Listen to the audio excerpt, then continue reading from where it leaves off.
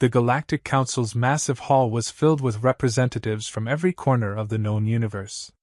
Each alien species prided themselves on their strength, intellect, and the creatures they controlled. For these advanced civilizations, it wasn't just about technology. It was about the power they could command through their monstrous, often deadly, creatures. As Captain Marcus Kane walked in, heads turned. He was the first human to ever be invited to the Interstellar Galactic Alliance, a seat that Earth had fought hard to secure. Kane's uniform was neat, his steps measured, but it wasn't him that caught everyone's attention.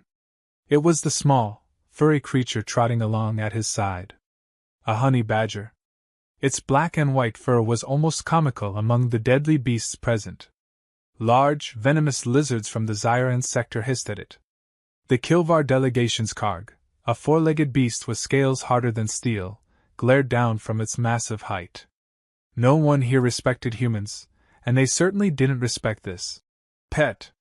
The sneers came almost immediately. A tall, green-skinned Venor representative leaned into his peer. "Is that what the humans bring? They domesticate that?"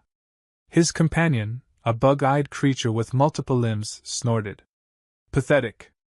They call themselves a species ready for the stars and they bring pets." Kane said nothing, allowing their laughter to die out. He had heard it all before. Humans were constantly underestimated by the other species in the Alliance, and today wasn't any different. He looked down at Maximus, his honey badger, who simply blinked back at him with that same fearless expression he always had. Maximus didn't care for the opinions of others, and neither did Kane. As he took his seat at the table, surrounded by the mightiest beings in the galaxy, the leader of the council, a towering alien with sharp tusks and leathery skin, addressed the room. "We have gathered here to discuss Earth's place in our alliance. But first we must speak of what you bring. The beasts of your worlds reflect the strength of your people." The other representatives puffed their chests in pride, showing off their massive war beasts. Creatures that had been genetically engineered, bred for combat, and capable of tearing apart armies. The Venor showcased their spider beast, its long, poison-dripping fangs causing shivers to run down the spines of those watching. The Kilvar delegation allowed their Karg to roar, the sound echoing through the hall like thunder. Finally, all eyes turned to Kane and Maximus. The leader of the council raised an eyebrow. "Is this all the humans have to offer? A tiny animal? It is amusing." The snickers started again, louder this time, echoing off the metal walls. Kane remained quiet, studying the room. He didn't need to justify his choice. Maximus would do that soon enough. One of the Kilvar delegates couldn't resist taunting him. "Is this what your species considers strength? A pet to cuddle?" Kane met his gaze without blinking. "You'd be surprised by what true strength looks like." The alien laughed, shaking his head. "I doubt it." But Kane wasn't concerned with their opinions. He had grown up on Earth, watching animals like Maximus defy the odds time and time again. Most people misunderstood honey badgers. They weren't built for size or intimidation like the other beasts present, but they had something more valuable: a total disregard for fear. Maximus didn't care how big or dangerous an opponent was. He would face it head-on, without hesitation. Still, the council wasn't convinced. The proceedings continued, and Kane endured more sneers, more comments about Earth's lack of strength. He ignored them, focusing on the task at hand. He wasn't here to win a popularity contest. Humanity's place in the galaxy would be determined by action, not words. And he knew action was coming. The meeting dragged on, filled with pompous speeches from each representative about the strength of their species and the beasts they commanded. Kane, remaining silent, kept his eyes on the holographic display in the middle of the room, watching the status updates from the outpost's security systems. Something was off. The external sensors had been fluctuating for the last 10 minutes, subtle enough for most to miss but not for someone with his experience. Before he could voice his concerns, the alarms blared. The entire chamber shifted into chaos as red lights flashed across the ceiling, and the hologram shifted to display a live feed from the outpost's outer defenses. Hostile alien ships had broken through the perimeter and landed near the main structure. The faces of the council members shifted from arrogance to panic as they realized who had arrived: the Rangak, a species that lived only to hunt and destroy. No one negotiated with the Rangak. They were ruthless, and their attacks meant only one thing: they intended to wipe the outpost off the map. "The Rangak!" someone shouted, and the room erupted in a frenzy. Delegates scrambled to their feet, calling for their beasts, the ones they had spent so much time flaunting moments before. The massive spider-like creatures, Kargs, and other genetically engineered monsters were unleashed to protect their masters. Each delegate hoped their beasts would prove the might of their species. The first wave of the Rangak hit like a tidal wave. They came in swarms, creatures resembling enormous predatory insects, each one with sharp claws and venomous fangs, moving with terrifying speed. The beasts of the other delegates charged forward. The Karg, with its armored hide, slammed into the Rangak forces, tearing apart several of the insected creatures with its powerful jaws. For a brief moment, it seemed like the beasts might hold the line. But the Rangak were adaptive. The next wave came faster, more vicious, attacking the war beasts from multiple angles. The spider creature from Venor hissed and spat venom, taking down several attackers before a Rangak predator clamped down on one of its legs, ripping it from its body. The Venor screamed in horror as their beast fell, overwhelmed by the relentless swarm. Panic spread quickly through the council. The proud, powerful beasts that had been so confidently displayed just minutes earlier were faltering. No matter how large or dangerous they were, the Rangak tore through them with terrifying precision. It was only a matter of time before the outpost was overrun. Cain watched it all unfold in silence, his hand resting calmly on the back of Maximus, who had been sitting quietly beside him the entire time. The aliens' fear was palpable. They had put all their faith in their monsters, and now those monsters were falling. He could see it in their eyes, the realization that their supposed superiority meant nothing in the face of true danger. One of the Kilvar delegates, their beast badly injured, turned to Cain in desperation. "Do something!" he demanded, his arrogance replaced by fear. "Don't just sit there!" Cain looked at him coolly, then down at Maximus. The honey badger, sensing the change in his owner's posture, stood up. Without hesitation, Cain unclipped the small restraint on Maximus's harness and gave a simple command. "Go!" Maximus started forward, his small, seemingly insignificant frame disappearing into the chaos. Some of the delegates gawked, unsure whether to laugh or cry at the sight of the tiny creature rushing headlong into battle. A few even muttered their disbelief, convinced that Cain had just sent his pet to its death. But Cain knew better. He leaned back in his seat, his eyes trained on the battlefield. Maximus charged straight into the heart of the swarm, aiming for the largest of the Rangak predators, one that had already taken down several of the alien warbeasts. The honey badger moved with incredible speed, dodging attacks with agility none of the council had expected. When the Rangak lunged at him, he didn't flinch. Instead, he barreled into its side, sinking his sharp teeth into its exposed flesh. The predator screeched in pain, thrashing violently, but Maximus didn't let go. The council, who had been ready to ride off the honey badger, fell silent. Their disbelief turned to shock as they watched Maximus tear into the Rangak like a creature possessed. No matter how many times the predator tried to shake him off, Maximus held on, ripping through sinew and muscle with a ferocity that defied his size. More Rangaks swarmed in, attempting to overwhelm the honey badger, but Maximus didn't back down.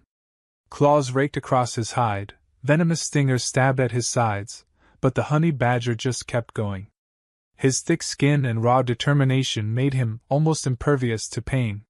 He tore through the Rangak with single-minded focus, leaving a trail of destruction in his wake. The aliens watched in stunned silence as Maximus did what their genetically engineered beasts couldn't: he turned the tide. The council chamber, once filled with panic, now fell into an uneasy silence as all eyes were fixed on the battlefield, watching the seemingly impossible unfold. Maximus moved with a speed and aggression that belied his size. Where the massive warbeasts had faltered, overwhelmed by the relentless swarm, the honey badger plowed forward with an unyielding fury. His small body slipped between the legs of the larger Rangak predators, tearing through their vulnerable spots with a precision that left even the most battle-hardened aliens in awe. One of the larger Rangak, nearly twice the size of Maximus, lunged at him, claws swiping through the air with deadly intent. Maximus didn't hesitate. He dove beneath the beast's reach, his jaws clamping down on its throat with a sickening crunch. Blood sprayed across the ground as the predator thrashed, trying desperately to dislodge the honey badger. But Maximus didn't let go. He held on, his teeth sinking deeper with every second until the creature collapsed in a lifeless heap. The council members couldn't believe what they were witnessing. This wasn't supposed to happen. This tiny, unimpressive Earth creature was doing what their genetically engineered monsters couldn't: surviving. No, not just surviving. Dominating. The Kilvar delegate, who had been so smug before, now watched with wide eyes, unable to reconcile the sight in front of him with his earlier assumptions. What is that thing?" he muttered, more to himself than anyone else. Kane, arms crossed, didn't take his eyes off the battlefield. "That," he said, his voice calm, "is a honey badger." Maximus continued his rampage. Even when more Rangak predators swarmed in, trying to bring him down with their superior numbers, he tore through them with a kind of relentless energy that seemed almost unnatural. Venomous fangs sank into his side, claws ripped at his fur, but Maximus barely slowed down. He shook off the attacks like they were minor inconveniences, his thick skin and raw determination keeping him moving forward. Another wave of Rangak attackers surged into the fray, hoping to overpower the honey badger through sheer numbers. They descended on him in a flurry of teeth and claws, but Maximus responded in kind, his sharp claws slashing through their ranks with brutal efficiency. The predators screeched and hissed as they fell, one after another, unable to match the ferocity of the creature they had so severely underestimated. The council chamber remained deathly silent, save for the occasional gasp as Maximus took down yet another attacker. Even the most seasoned warriors among the aliens couldn't hide their astonishment. They had seen countless battles, had witnessed their war beasts destroy entire armies, but never had they seen anything like this. One of the Venor representatives leaned forward, her multiple eyes wide with disbelief. How is it still standing? It should be dead by now." Kane shrugged, his expression unreadable. "Honey badgers don't know when to quit. They don't care about size, pain, or odds. They just fight." The simplicity of his statement hit the council like a hammer. All their preconceived notions of power and strength had been centered around size, genetics, and overwhelming force. But here, on this battlefield, it was something much simpler, pure, unadulterated willpower, that was winning the day. Maximus, now covered in blood and wounds that would have killed any other creature, showed no signs of stopping. His fur was matted, his sides heaving with exertion, but his eyes remained sharp, focused. The Rangak, for all their might and numbers, were starting to falter. They had never faced a creature like this, one that wouldn't back down, no matter how much damage it took. One of the largest Rangak predators, clearly a leader of the swarm, let out a deafening roar and charged directly at Maximus, its massive jaws snapping with the intent to crush him in a single bite. The council members held their breath, fully expecting the honey badger to finally meet its match. But Maximus, true to form, didn't flinch. He stood his ground, waiting until the very last second before dodging to the side with lightning speed. As the beast's jaws snapped shut on empty air, Maximus leapt onto its back, his claws digging deep into its tough hide.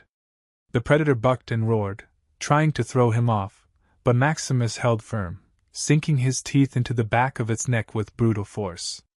The leader of the Rangak let out one final, pained scream before it collapsed under its own weight, dead before it hit the ground. Maximus stood atop the fallen predator, his chest heaving but his posture still defiant, as if daring any other creature to come at him. None did. The remaining Rangaks, seeing their leader fall, hesitated.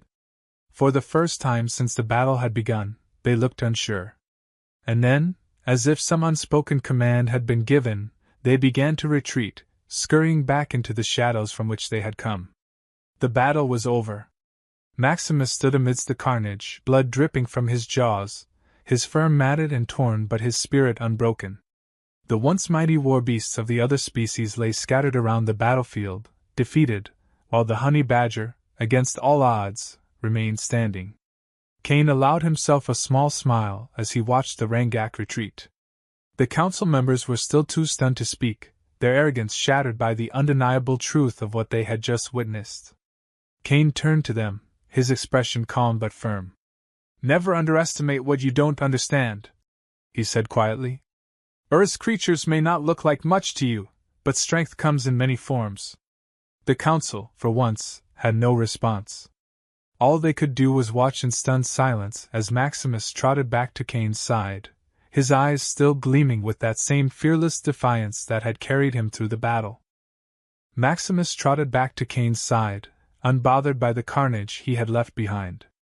The council chamber was still silent, every alien representative watching in a state of disbelief. Some of them glanced at their fallen warbeasts, which had failed to stop the Rangak, and then back to the honey badger that had single-handedly turned the tide of battle. The contrast was impossible to ignore. Cain crouched down, giving Maximus a quick scratch behind the ears, his fingers brushing over the blood-stained fur. The honey badger, still alert, looked up at Cain with calm, unflinching eyes as if the chaos he just survived was nothing more than another day.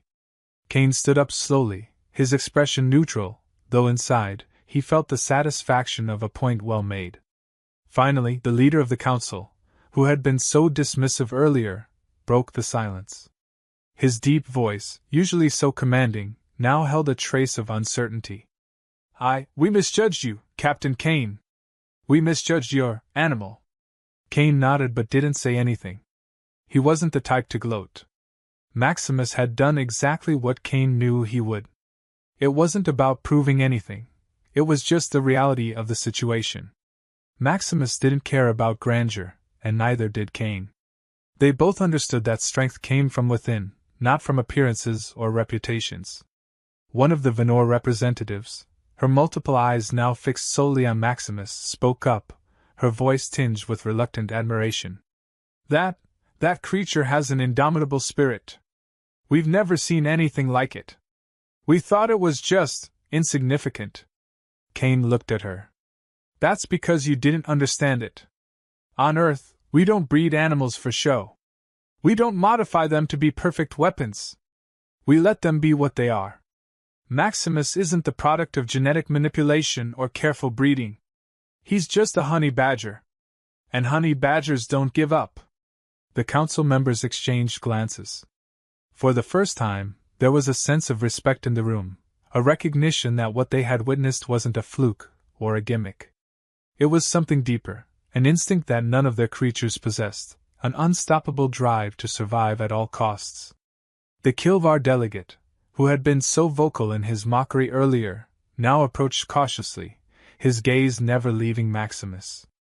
"We have spent generations perfecting our beasts, making them stronger, faster, deadlier. Yet your honey badger has shown us that raw determination can surpass even the most engineered strength. This is unexpected." Cain shrugged. "That's the thing about Earth creatures. We don't fit into your neat little boxes. You can't measure us the way you measure your beasts. Maximus doesn't care how big the enemy is, or how strong they are. He fights because it's what he was born to do. No fear, no hesitation." The leader of the council stepped forward, his tusks gleaming under the harsh light of the chamber. He looked down at Maximus, then back at Cain, as if weighing his next words carefully. "Earth, humanity, you have surprised us today. We underestimated you. It seems there is more to your species than we initially believed." Cain finally allowed a small smile to tug at the corner of his mouth. "Underestimation is something we're used to. But that's how we survive." There was a long pause as the leader considered this, then nodded slowly. "Perhaps it is time for the Alliance to learn more from Earth. Perhaps there are lessons we have overlooked." Cain didn't respond immediately. He knew that this wasn't just about Maximus. It was about what the honey badger represented, humanity's refusal to back down, their ability to thrive even in the face of overwhelming odds. The council had seen just a glimpse of that today, and it had changed everything. As the delegates murmured among themselves, reassessing their views on humanity, Kane looked down at Maximus, who had already started licking the blood off his paws, completely indifferent to the attention he was receiving. The honey badger didn't need accolades. He didn't care about recognition or status. He had done his job, and that was enough.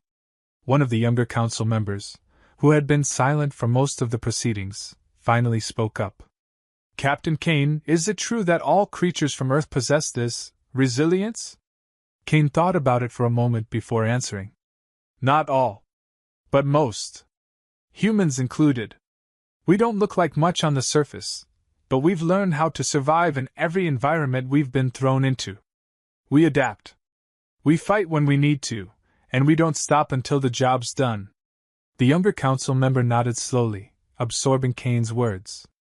The shift in the room was palpable. What had begun as mockery had transformed into respect, genuine, hard-earned respect. The council now saw humanity in a different light, and Kane knew that this would change the dynamics of their place in the galaxy. Maximus yawned, as if to signal that the excitement of the day was over. Kane couldn't help but smile at the timing. He turned to the leader of the council. If that's all, I think my partner and I could use some rest. The leader nodded, still looking slightly dazed. Yes, of course. We will reconvene at a later time. But know this, Captain Kane, humanity has proven its worth today. You and your companion have shown us the meaning of true resilience. Kane gave a respectful nod, but inside, he knew that this was just the beginning.